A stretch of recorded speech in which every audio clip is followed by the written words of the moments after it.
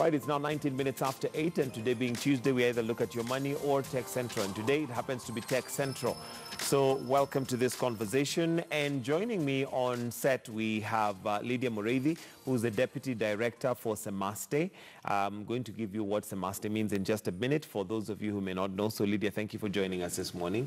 We're also joined by Stephen Njoroge, who's the Director for Semaste. And Semaste is Center for Mathematics, Science and Technology Education in Africa.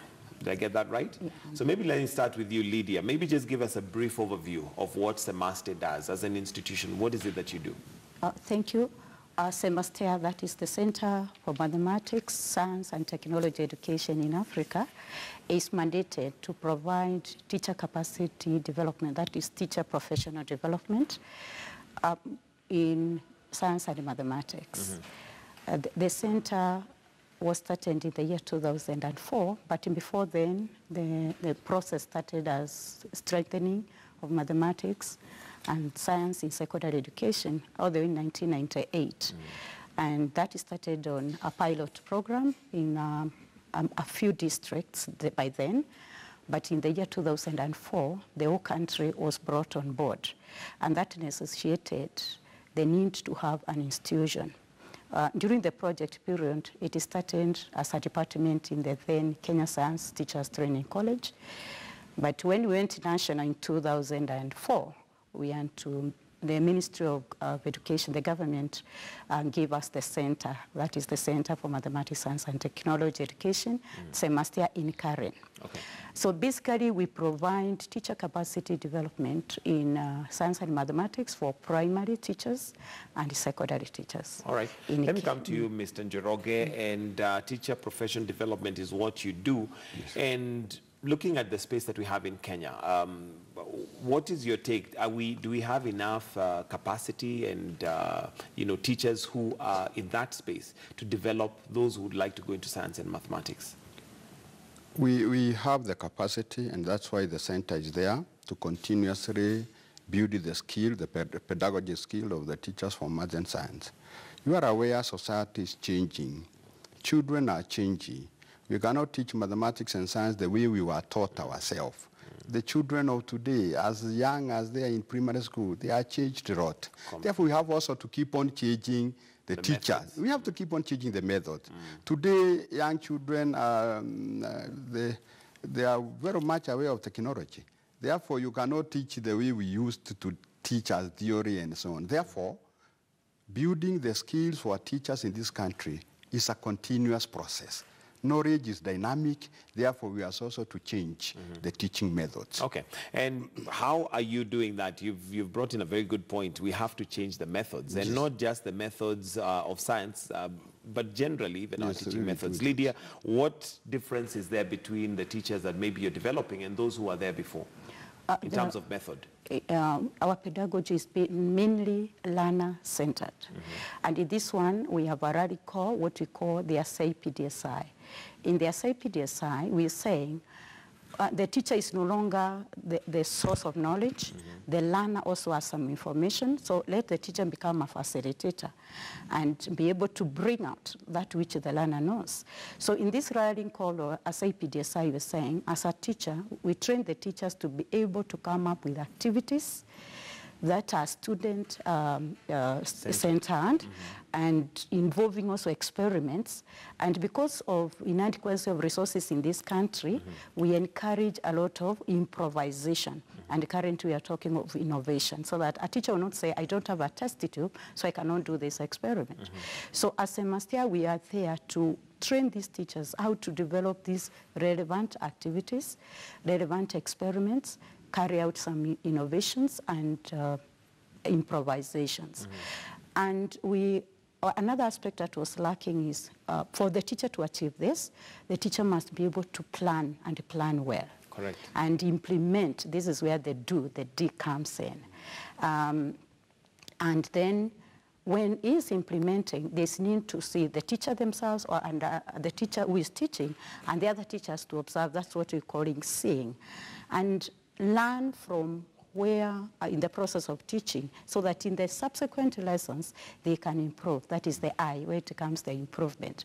So as a master, we are very keen on this, and as the director has said, we have to continuously do research so that we are ahead of the child. All right. Otherwise, we'll be relevant in Absolutely. class. And Yes. Mr. Njoroge, what brought about this change? Is it a realization that with the information age that we are in, the teacher can no longer be the sole, custodian of information? I mean, there's information all over. Before, you'd wait for the textbook, and the teacher was with the textbook. Therefore, he'd be the one to tell you this is how things are. But now we have phones, we have internet, we have all of us. So what has brought about that change? And a good change it is, I must say. Yeah, it's a good change. And as you have put it very well, today teachers will go to the class and the students can tell the teacher that I've got an answer from a different method. Or a different source. Or a different source. Because students today can Google. They can get information from the internet. We have a lot of knowledge in the internet, even than in the books. Therefore today, we cannot assume that you are the source of knowledge. You cannot just come with a chalk and on the blackboard start telling they can students. Actually contest they and say can that test is and not say, right. no, this is, but I got it. I got a different source, and it's not talking like that. So therefore, we are saying that, particularly in the 21st century, we want teacher to guide. We want teacher to guide the students, because again, even in the technology, you can also go wrong. You can also reach some other information that's not necessary for you. So therefore, we have to guide the students. Therefore, we are more of a facilitator, a guide, but not a source of knowledge. Not a source. And it's interesting you bring that up, because I would even bear the fact that my son at one time in their class, they actually contested a notion in the textbook that they had, and they said that is not true, and that was of course based on some of the information they had gotten on the internet. But that brings in another aspect, Lydia, and the question of our education system and empowering and helping students to have critical thinking. Because that's one thing that if we're in the wrong education system, it does not facilitate. When I talk about critical thinking, I mean thinking out of the box, as we call it now. Does these methods that you're coming up with consider critical thinking for the learner? Very much so. And as you put it, is one of the 21st century skills that we are encouraging. And in all our training, we are encouraging teachers to plan so that they don't just throw knowledge to the learners. Let's throw a challenge to the learners and ask them to think beyond. So in our training of our teachers, we are encouraging them to provide opportunities for learners to develop knowledge. So the knowledge is becoming co-creator. We are co-creating knowledge now with the learners. So that way to help the learner and challenge them to be able to come up with ways of solving problems. And one of our main topic that we train is what we call project-based learning. We give an idea to the learners and ask them to move on. And as a teacher, as we rightly said, walk the learners through to be able to come up with a solution. Problem-solving skills, very critical. And that is the only way we draw an idea and ask them to move on. Now, what has come very interesting is that the learners come up with ideas even as a teacher I didn't have. So that is why I have to be ahead and expect all these possible ideas will come from learners. And the teacher therefore must be ahead to see how to consolidate this and guide the learning. Okay. Yeah. Mr. Njoroge, do you feel that our education system complements what you're trying to do, especially when it comes to critical thinking? It is, particularly now, that we are going in the right direction. When you're talking competence-based curriculum, I think that's where to go. We are very much interested and we are very keen on developing a learner that is creative, a learner that is innovative, a learner that has that critical mind. Because the idea is that, and I think we discussed that, that are we teaching math and science to pass exams, or are we teaching math and science for the use in the future? So we want a critical thinker. We want somebody who can use science to develop, somebody who can use science to create something to do even after schools. That I've not done this, I have a degree in this, but I'm looking for a job. What is that you can be able to do? Can you demonstrate science, even the way you do things? You are a farmer. You are doing things even at home. Can you demonstrate science? I think this is what we want to do. Therefore, if there is one country that we are in the right direction now, is when we are moving the competence-based. That at the end of the day is that what do you remain with? What is that competence we can be able to see? What is what can you demonstrate as somebody who have done mathematics and science? Today, it's unfortunate that you find even in the shop and you are doing some retro shopping and you find the person just take a calculator. You are a farmer. For what we used to call mental sums. They're not there. Even you as a farmer, I expect you to know I have to commercialize my thinking.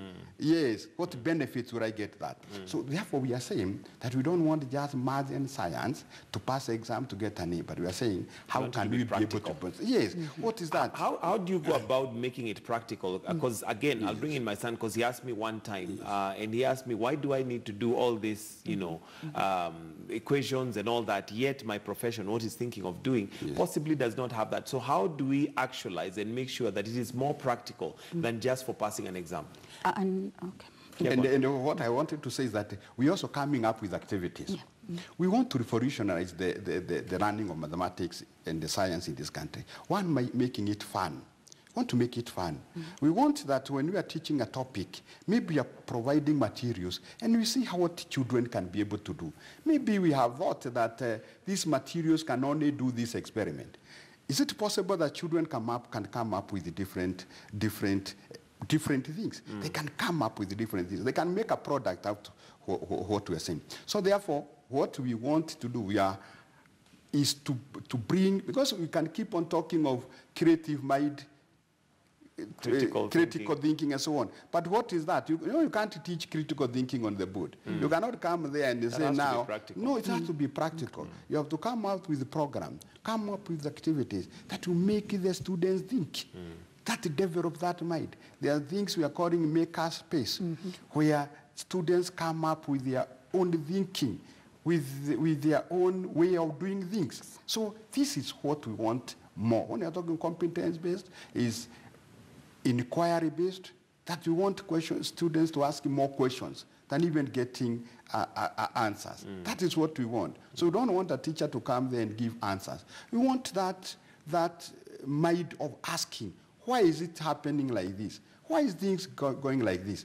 That's how we'll be able to develop the critical. And at the end of the day, how shall we demonstrate this critical thinking? How shall we demonstrate this creativity and innovation? Is that how many inventions are we getting in our country? Fantastic. And now that you bring in inventions, how are you working towards making us a production industry rather than consumer? Because for a long time, and this would help our economy, as long as we consume, all we do is buy from China, buy from UK, buy from... Why do we not get to a space whereby, and technology really has a very big avenue that can do, where we become innovators, we become creators. So are you looking at that as a way possibly that Kenya should go? Yes, and actually one of the things that we are concentrating on now is what we are calling STEM. That is science, technology, engineering, and mathematics. The director said we are getting learners to not only leave the knowledge in class, we want it taken out to the industry, to the market, to be able to use this knowledge and create jobs and manufacture. In that spirit, we are creating even STEM model schools, and we have worked with them to be able to translate the chemistry into something commercial. We have had children, and this is what he's talking about, maker space, in those schools. We already have 102 schools, which the government has really equipped. And we have also trained the teachers to sensitize them on how to get this chemistry from biology, mathematics, from classroom physics to the industry. And we have schools coming up with very good projects. We have schools that are already packing water, filtering and packing water. Another school is doing... These are innovations they have come up. They have not come just up, copied a model. No. They are using the chemistry process, which we used to live in class. Now they are moving on in the school. The others who are doing a lot of agriculture, and these are some of the innovations he's talking about, so that we are able to get the learners linking what they are learning to their day-to-day life, and with the entrepreneur aspect also coming in. And this is what we're going to help even the government to achieve our... All right. The other question then would be how you are developing also ladies. We cannot leave them out for a long time. Science was viewed, science and mathematics was viewed to be dominated by men. Is that still the case, and is there anything that you're doing to ensure that women also feel as welcome as anybody else in that space?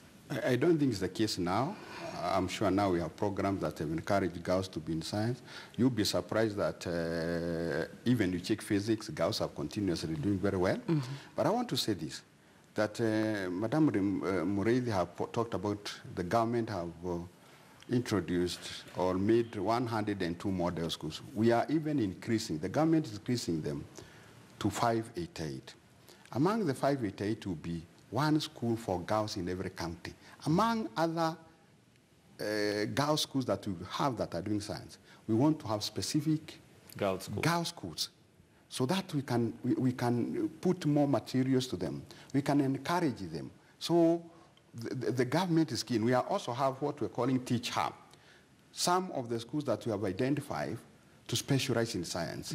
Therefore, we have models. We have programs to encourage them to do more in science. So I think the government is very keen, and the programs are there, including the number of girls' schools that will be doing science. I think we are in the right place because girls are doing very well. We have a lot of innovations. We do we do competition for sciences. They are doing very well.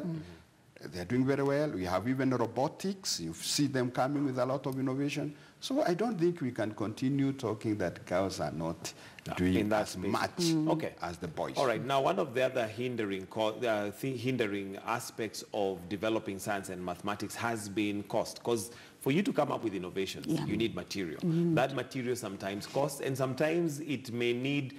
I'll use the example of the man who came up with the light bulb. He blew 1,000 of them before he knew, before he got it right. So that is a cost. Any partnerships that you possibly come up with so that this can be funded? Because it does require funding. Partnerships. Partnerships. Yes, we are doing a lot of partnerships, and right now we are coming up what we are calling multi-sectoral public-private approach to science, technology, engineering, and mathematics. We are working with other organizations that are also thinking the same, so that the cost of implementing this is being reduced. So we have started that partnership, is in the process. In fact, even last week we had a meeting. So we are in the process of discussion. And the way forward, it is going to be quite okay, because we have identified organizations which have the funds, but they want training. We have identified organizations which have those even resources, but they do not know how to get them into classrooms. So we come in to see how we can use what they have for training, and then later on the learners are able to develop their own. But without losing it, we are also encouraging, and we're realizing we have so much resources in the environment that the learners can use. So that aspect of improvisation and innovation, what we have is very important, but I want also to say we have had those good partnerships, especially, he has mentioned, we have even trained our teachers on robotics in all the counties, and we have equipped some schools. So in those schools, the students in those schools are already using robotics they have been exposed to robotics, and we have teachers who are trained, who are teaching them. Who can now assist them. Another area and aspect that we cannot ignore is ICT. ICT has to be inclusive and integrated into this, because as much as you're coming up with innovations, ICT is a huge resource that one can use. How are you ensuring that ICT is integrated? And also, before coming that, what Madam Reddy have also said, I also want to put it this way, that the government is spending a lot of money to provide, to equip those schools. We have a budget of almost more than 500 million to give to those schools. So we also want to say that we are in the, because we had asked, how do we improve? Because you can't do science without facilities. I think the government is putting a lot of money into that. ICT is very key, and I think you cannot talk of anything on running in the 21st century with ICT. One thing that we have done, we have a program for ICT. And the program we have at Somalia is integration of ICT to teaching and learning. So we are building the capacity of our teachers, that they can be able to get, one, to use ICT to teach. The other one is also to get information. You can get a lot of information from the internet and so on. So that is the two things that we are doing, that it can help them upload materials and also use that. And ICT is not only for maths and science. We are encouraging all the teachers to do that. And how are we also doing that? We also have a program to encourage the teachers. We have started what we are calling ITOYA, the best teacher in ICT integration. We have rewards. I'm happy that even the teacher service commissions are promoting them. The other time even we had the teacher being given an award, I mean a recognition by the president. Therefore, we are encouraging teachers to use ICT, particularly in the 21st century. Students get bored. Yes, if today you're going to teach, and you are still using the traditional way of books and so on, students will get a lot of And even the attention span has been proved to have really gone down, especially if you're not using creative methods to ensure that you engage the student. If they're there to just receive from the teacher, then that doesn't work. And talking about, you talked about a reward or rewards. And the question then would be, what about the remuneration system for the teacher? Because if these teachers are that good and they are innovative, they're able to guide the students, with time they may find it more rewarding to be the scientists themselves and now become the innovators. How do we maintain and make sure that teachers are not also now, we don't have brain drain? I think I said we want to thank the Teacher Service Commission because for now all those teachers who have proved to have done very well, they are being promoted. So I think that is one way of encouraging. There's also that way a teacher you feel satisfied. There's also certification of a teacher. Sometimes a good teacher, you might not just look it's not about the money. The monetary, but that satisfaction. When I was teaching, and I find that my students have done very well. I was finding it gave you a lot of satisfaction. Even walking in the village, found that everybody should know that my students have done very well. So there's that satisfaction as a teacher. Okay. As we wind up, research and development obviously also has to come into play, because one of the things that we possibly do wrong in this country and in Africa generally is that we cut and paste what is, we find in the Western world. We need to contextualize things to our environment, to our system, to what our needs are. So is there space and is there research and development that is going into all this as you develop the teachers? Sure enough, as I mentioned from the beginning, one of the core business of semester is that for us to develop this training content, we must go out in the field, in those classrooms, sit in those classrooms and find how the teaching is going on and get what are the areas of need. So all our training program are based on research findings.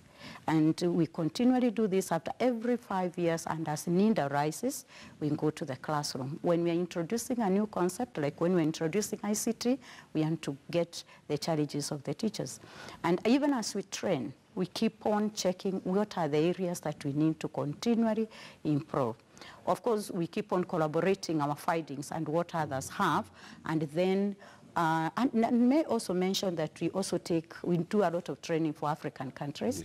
We work with even the African Union Commission.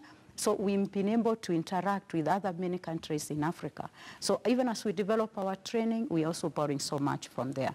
With the partnerships we've had with JICA, with other UNESCO, with even Mashav, these are served to capacity build the trainers that we have to be able to check what is the most relevant and effective method of training and teaching that can work. Mr. Njoroge, do you find that maybe you have enough capacity to take in teachers who would want to get into this space? Because I'm sure there are very many teachers out there who feel this is something they would like to participate in, but does the institution have enough capacity to take them in?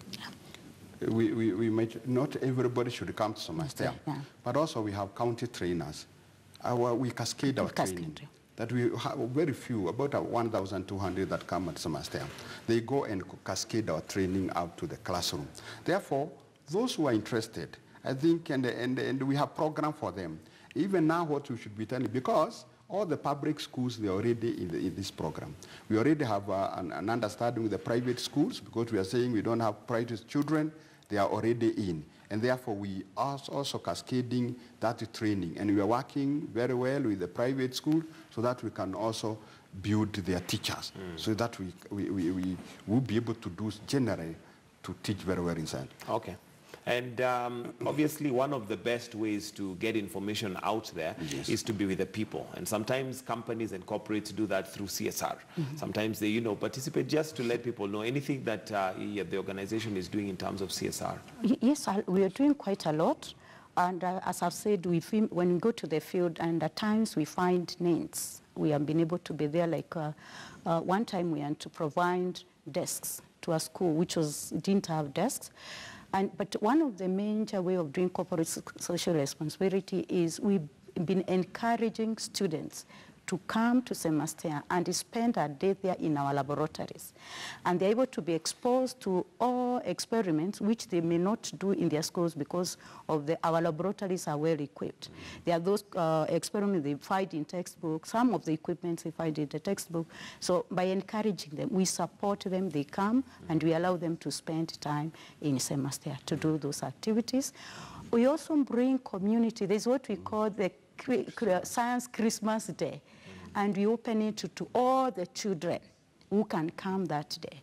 And they'll study in our labs and still with fun of Christmas, but still be able to see some of the equipment. Kara will be shown some of the experiments, and it's really, all children, community is looking to answer that day every December. I think that's brilliant, because science for a long time was made to look very difficult, very hard. So it is made fun and interactive, and that definitely brings many on board. Mr. Njoroge, we'll need to wind up, but maybe what would your parting shot be, especially to those who possibly would like to explore more when it comes to science? I would wish that we allow children, even as parents, allow children to do what they want. Sometimes you might find even your son not getting that A you want, but they get a D. But given the good environment, even with that lower grade, you'll be surprised those who invent might not necessarily have got to those high grades. I think let's give our children opportunity to show the best. I think that is what we shall do. To show what they can do and what they love. And as a country, I think we are going the right direction. We are an example for Africa. We might talk here, but you'll be surprised that many countries are looking forward to see what this Kenya is doing. As Madam have said, we work with UNESCO at the African Union Commission, therefore we should be able to do well. I would wish to see other countries coming to see what we are doing. And as parents, we must contribute to that. We must contribute. Don't tell your children to do this. Let them do what they feel they can be. Let them also come up with what they would like to do. Let them come up. And even encouraging our teachers to allow children to grow, let teaching of math and science be fun. Let them come, let them be looking forward to say, when is physics coming? When is chemistry coming? Because they're not going to a boring activity. They are going for fun. That is what we want. Let teaching and math, the running of maths be an experience in fun. And I think that one will make, because we cannot be able to achieve our Vision 2030, our agenda, presidential agenda, we have to build science so that it become an enabler, to be able to enable us. And of course, science doesn't operate in a vacuum. It's within the education system. Do you think CBC is the right way to go? It's the right way to go. We are in the right direction. And give us time. You'll be surprised where Kenya will be. When you are counting those countries that are developed, you count Kenya as one of them. Yes. Lydia Muriithi, your parting shot, and maybe just to encourage those who would like to get into science. It is to say, science, and my call is to the girls and the parents to encourage the girls that science is doable. We have case studies, we have examples and models of girls and women who have excelled. And as Semastea, we are committed. That has been our call, to encourage girls. Because when we started, that was a challenge, but as the director put, the enrollment even for girls children in science-related courses has gone up. So let everybody encourage the girl child. All right, thank you very much, Lydia Murithi, who's the Deputy Director for Semester, and also Stephen Jeroge, who is the Director. Thank you for joining us this morning, and basically just talking about science and technology and where it ought to be. So that brings us to just about 9 minutes to 9 o'clock, and it's time for us to wind up. So thank you very much for watching the show. We do appreciate. But before we finish, I'll just hand over to Zinzi maybe to give us some feedback, if there's some feedback, and let us know if there's anything that maybe we may have left out. Zinzi. All right, thank you, Michael. That was a fantastic conversation you've had.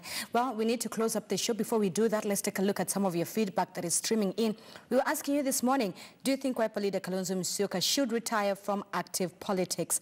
So let me just sample a bit of it. One tweet says, yes, Kalonzo is auctioning his supporters for his own benefit. He needs to free them from the slavery of empty politics to the politics of development, not only national politics, but must retire from Ukambani politics and give other leaders chances to rise into national politics. Natal Cliff, you said, no. Let me read and see what more that we have. A lot of this feedback has been coming. By the way, 330 of you voted. That's about 64% saying yes and another 36% saying no. So that is sort of the feedback that we have received today in regards to our Twitter poll question. Let's do this again tomorrow, same time, same place. My name is Zinzi Kibiku. All right, and my name is Michael Gitonga. Thank you very much for joining us for the show this morning, and same time, same place. Do have yourselves a wonderful day. Do take care of yourselves and each other.